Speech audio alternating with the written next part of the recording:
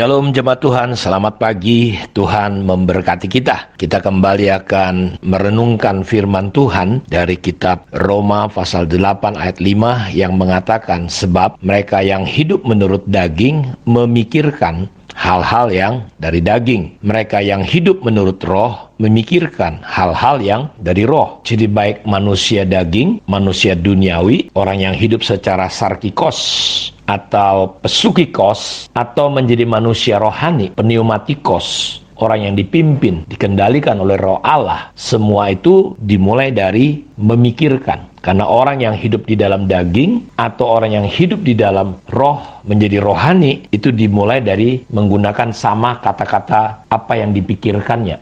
Jadi orang yang hidup dalam daging atau roh itu dimulai dari pikirannya. Karena itu Bapak Ibu, kita harus melihat betapa pentingnya kita menjaga pikiran kita, jiwa kita. Yang saya sebut juga bicara tentang Alkitab menyebut adalah hati. Dalam kata memikirkan itu menggunakan kata proneo, proneho. Dalam bahasa Yunani menggunakan kata ephronets atau pronen, ya, memikirkan. Di mana baik itu baik daging atau roh, kita melakukannya berdasarkan apa yang ada di dalam pikiran kita. Jadi pikiran kita itu disebut juga proneo, itu artinya memiliki pendirian tersendiri, sehati, ya. Artinya tergantung sekarang, kalau orang yang hidup dalam daging, dia sehati dengan pikirannya yang daging, ya, yang sudah masuk dalam hidupnya. Jadi tujuannya, jadi American version menggunakan kata think, ya, be minded, be of the same minded, be like minded. Artinya itu menjadi kesukaan, sesuatu yang kita terus pikirkan menjadi kesukaan kita. Makanya kita mulai memperbaharui Roma 12 ayat 2 bahwa jangan kita menjadi serupa sama dengan dunia, kita ikutin, tapi kita mulai berubah dan kita mulai mengikuti apa yang datang dari atas. Pikirkanlah perkara-perkara yang dari atas. Pikirkanlah perkara-perkara yang benar, yang kudus, yang suci,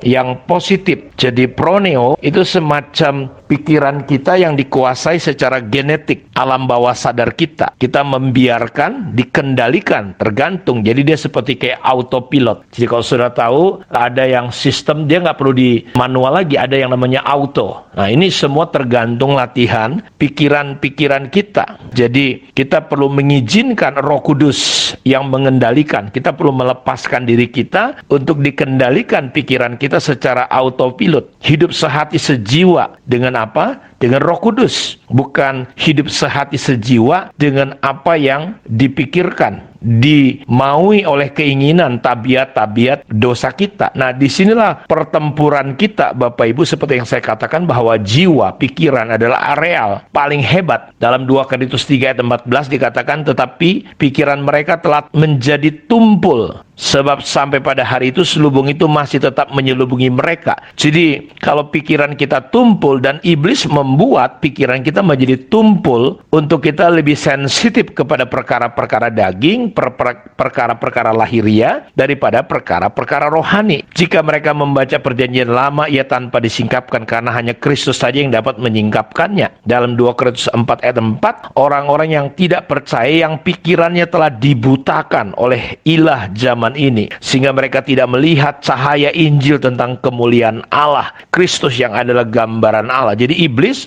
berusaha membutakan pikiran kita, ya, untuk kita selalu dikuasai secara autopilot untuk mengikuti apa yang sudah ditanam di gudang hidup kita lewat pengalaman-pengalaman yang terjadi di rumah kita. Apa yang kita dengar, kita lihat, kita rasakan, dan dari dunia ini meremas, membentuk pikiran kita untuk kita menjadi serupa dengan dunia, sehingga kita akan punya kesulitan bertumbuh menjadi manusia rohani, supaya kita Kristen tetapi kita tetap duniawi atau kedagingan. Karena itu kita perlu berubah, karena orang yang mengerti kehendak Allah yang baik dan sempurna itu adalah ketika dia dalam proses perjalanan imannya, dia harus mulai berubah. Berubah apa? Pembaharuan pikirannya. Kalau saudara lihat lagi misalnya di dalam kitab Filipi 3 ayat 18-20, karena seperti yang telah kerap kali kukatakan kepadamu, dan yang kunyatakan pula sekarang, sambil menangis banyak orang yang hidup sebagai seteru salib Kristus. Kenapa? Ujungnya kesudahan mereka ialah kebinasaan, Tuhan mereka ialah perut. perut mereka, kemuliaan mereka ialah aib mereka. Nah, lihat, pikiran mereka semata-mata tertuju kepada perkara duniawi. Jadi kita lihat bahwa orang-orang dunia itu pikirannya, arahnya, fokusnya hanya kepada dunia ini, kepada hal-hal yang sementara. Dalam Efesus 4 ayat 23, supaya kamu dibaharui dalam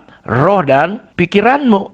Nah, dulu kita harus mengerti sebelum lahir baru, Efesus menerangkan dalam kitab Efesus 2 ayat 1-2, kamu dulu sudah mati karena pelanggaran-pelanggaran dan dosa-dosamu. Kamu hidup di dalamnya karena kamu mengikuti jalan dunia ini, karena kamu mentaati penguasa kerajaan angkasa, yaitu roh yang sekarang sedang bekerja di antara orang-orang durhaka. Jadi, Bapak Ibu lihat bahwa kita dulu hidup, pikiran kita dikuasai, dikendalikan oleh roh-roh jahat yang adalah penghulu dunia ini. Dulu katanya dalam ayat 3 dikatakan, dulu kita terhitung dalam ayat 3-nya. Sebenarnya dahulu kami semua juga terhitung di antara mereka ketika kami hidup di dalam hawa nafsu daging, menuruti kehendak daging dan pikiran kami yang jahat. Pada dasarnya, kami adalah orang-orang yang harus dimurkai sama seperti mereka yang lain. Nah, sekarang setelah kita lahir baru, Bapak Ibu, kita harus mengerti dan tahu betul-betul bahwa pikiran kita harus kita arahkan, kita tujukan. Nah, ini adalah perjuangan, pergumulan, tidak dengan kekuatan kita, tapi kita butuh kasih karunia Tuhan untuk mulai mengaplikasikan, mempraktekkan, karena antara saudara menjadi Kristen duniawi, Kristen daging, Kristen kanak-kanak, itu dimulai dari pikiran kita. Ketika kita mau berubah, mengisi, keluar dari cara pola-pola kita yang lama, mulai kita ikuti prinsip-prinsip kerajaan surga, maka di situ kita mulai belajar. Misalnya kemarin ada bagus kesaksian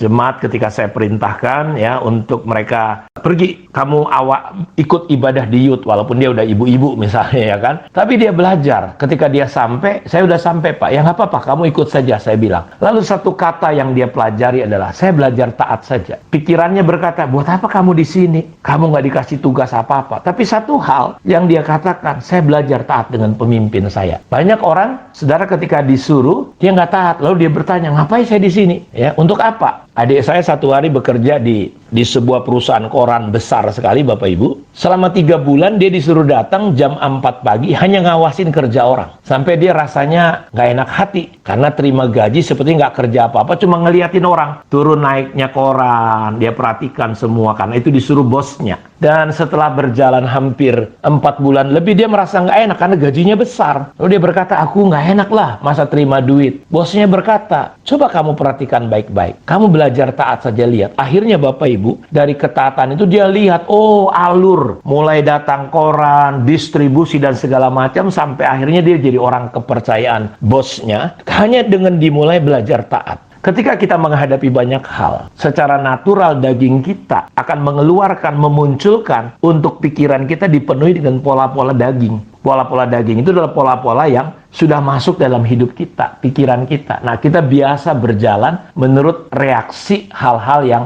respon otomatis kita, autopilot kita. Nah, tapi ketika kita mau bertumbuh menjadi manusia rohani, autopilot kita tidak berdasarkan lagi dari apa yang dari dalam, dari daging kita. Tapi kita belajar dari firman Tuhan, dari prinsip-prinsipnya, dan ini kita latih. Tidak harus mendengar suara Tuhan langsung, karena Alkitab, firman Tuhan seperti yang sedang kita pelajari ya, Roma 8 ayat 5 sebagai ayat hafalan kita. Ini kita mulai coba hafalkan, renungkan. Nah, inilah proses ya yang sedang kita pelajari, dan nanti di hari-hari ke depan kita akan terus belajar bagaimana kita membangun manusia rohani kita sehingga kita menjadi man of God, manusia Allah, orang yang hidup dikendalikan sungguh-sungguh oleh Tuhan. Karena di akhir zaman ini kita membutuhkan orang-orang Kristen yang bukan sekedar kebaktian, beribadah, tahu menyanyi, tahu Alkitab, tapi hidupnya tidak dikuasai benar-benar oleh Roh Kudus. Kiranya Tuhan Yesus memberkati kita semua pagi ini, dan kita berdoa hari ini Bapak Ibu, biar kiranya Roh Kudus menolong kita, memberikan roh hikmat dan wahyu,